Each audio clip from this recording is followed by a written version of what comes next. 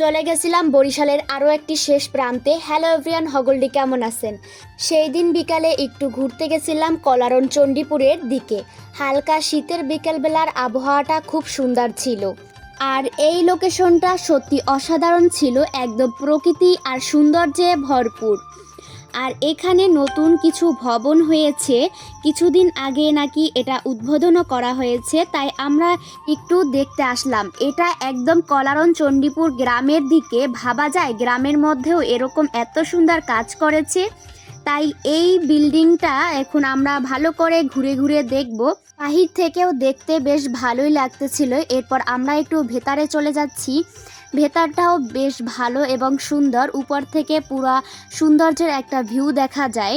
নিচে বাচ্চারা খেলাধুলা করতেছিল, তারই মধ্যে এক ভাই আমাকে বলতেছিল, আপু আপনার ভিডিও দেখি আমি।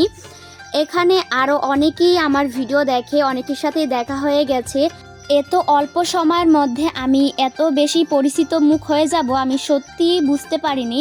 আপনাদের এত এত সাপোর্ট আর ভালোবাসায় আমি এত দূর আসতে পেরেছি, সবাইকে অনেক ধন্যবাদ।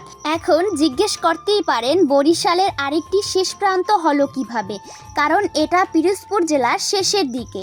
কারণ এর নদীর ওপারে হচ্ছে মোরেলগঞ্জ থানা, বাগেরহাট জেলা আর খুলনা বিভাগ, আর আমাদের এই পাশ হচ্ছে বরিশাল বিভাগ।